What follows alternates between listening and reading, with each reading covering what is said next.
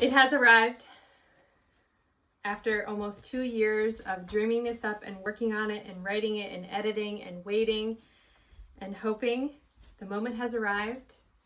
I can't wait to see it. So I am going to unbox my first look at this new book, The Death Doula's Guide to Living Fully and Dying Prepared.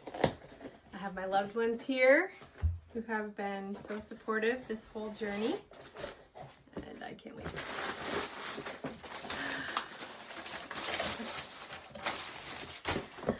It's so shiny.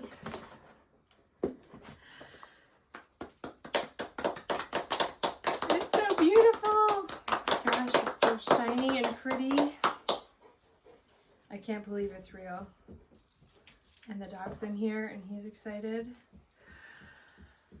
Oh, it's beautiful.